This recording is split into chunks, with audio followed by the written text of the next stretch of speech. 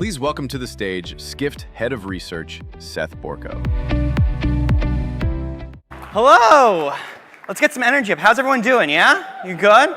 Everyone in this room, by the way, you're the rule followers. You heard the sign, time to come back. Thank you so much for being a part of it. I hope you all are enjoying your session so far, yeah? Everything good? All right. So, my name is Seth Borko. I lead our research team, and I want to talk about some of the most important trends that we see driving the future of travel today, specifically centered around this idea of travel's center of gravity and how it is shifting eastward, moving towards, towards here. I have three big ideas that I want to talk about when we think about travel in 2030 and beyond. The first is what I just said, right? Travel's center of gravity is shifting east, moving from Western Europe over here to where we stand today. I want to talk about the experience economy. We've heard so much about experiences. It's real, it's powerful, and also it's tied into identity. And finally, I want to talk about trust, what that means for you, for your brands, for your businesses, and especially in a world of AI, artificial intelligence. Don't worry, we're going to talk a little bit about AI. Let's start with this, start with the start. Why is the Middle East so important, so well positioned? The geography, as we all know, is some of the best in the world. We know that the Middle East serves as this great connecting corridor and hub between Asia and Europe, the largest population in the world, and Europe, the most visited tourist destination in the world.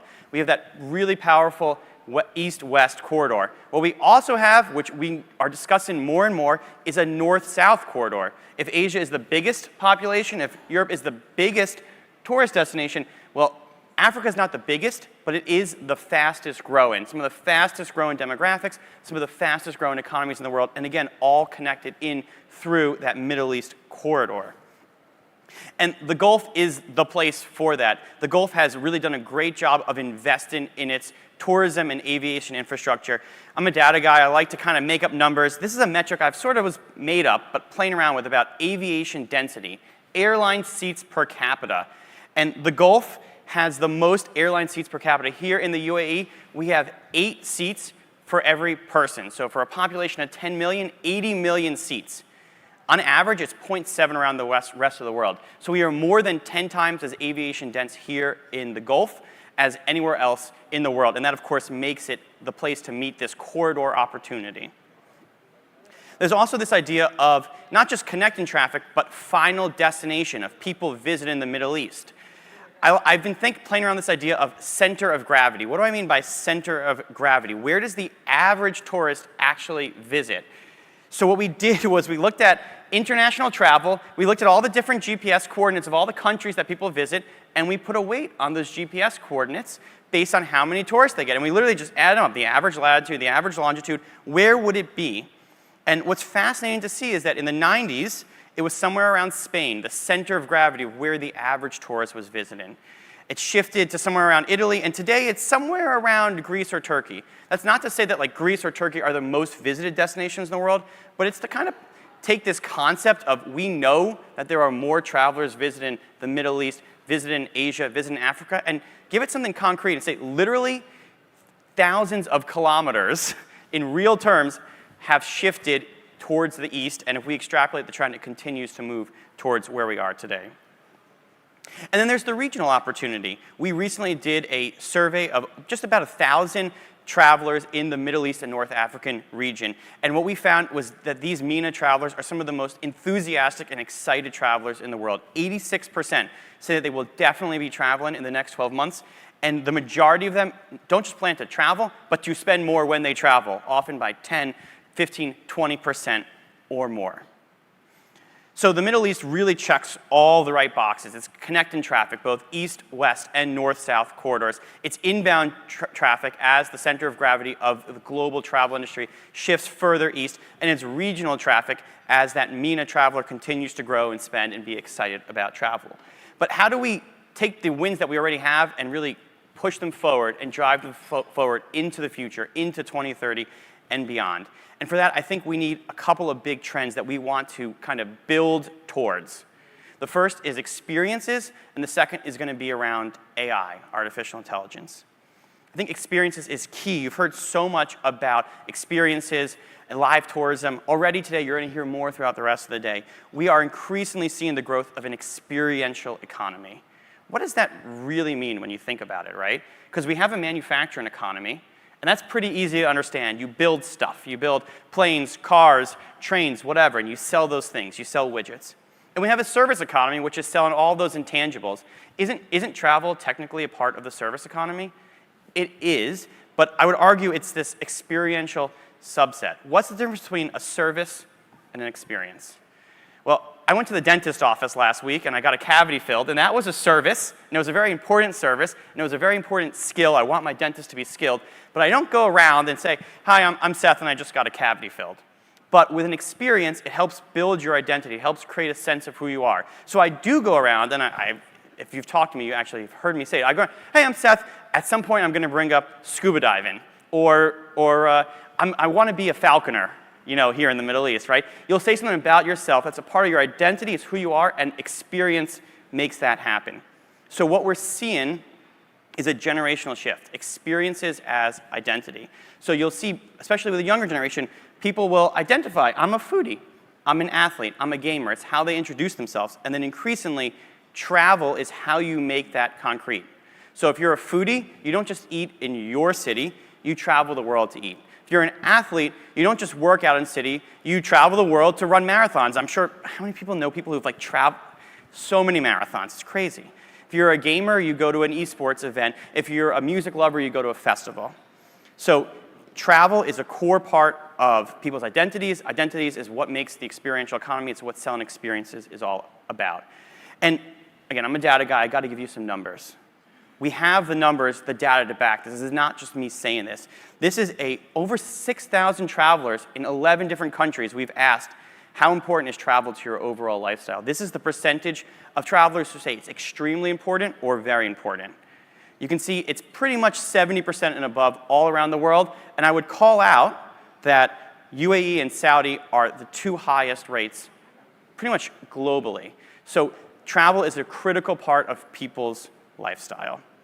And the result is that we are increasingly seeing experiences sit at the top of the booking funnel. Whereas before, you would pick a destination first. You go to Paris just because you got to go to Paris. Now, you pick an experience. You say, well, I want to try this kind of food. I want to go to this kind of music. I want to do this. Then you figure out what destination offers that, and then you get dropped into the rest of the traditional booking funnel. Again, we got to have some data to back it up. So what kind of experiences are the bookable, searchable experiences? Music festivals, number one. Theme parks, sporting events, arts and culture. Esports, I like the esports topic. So there's a lot of things that can drive people to book a destination. I would also call out, specifically unique to this region, are these mega projects with really futuristic ambition. What we found in our MENA Traveler survey is that these kind of mega projects, they excite, they inspire people. They're also a big driver of inbound travel across the region. So we know the experience economy is key. We know it's growing. Experience economy is, again, identity-based. How is that going to interact and intersect with the coming wave of technology, of AI, of artificial intelligence that everyone is talking about? What does the future of AI hold for travel? Well, in some ways, it feels like we're going to the future or arguably back to the future. When we do these AI searches, if you play around with these large language models like ChatGPT, like Claude, like Gemini, it's all context-based, right? Google is all about keywords. You have to take everything that you're thinking and feeling and experiencing and condense it down into a couple of keywords. Whereas with ChatGPT, you can have a conversation. And that feels new and innovative and exciting. It also feels a lot like talking to a travel agent. I just booked a trip with a travel agent, my first time ever working with a real human travel agent. Here's what I want to do, here's where I've been, here's what I like, here's what my wife likes, here's what she doesn't like, more importantly, here's how much I have to spend, figure it out, where should I go?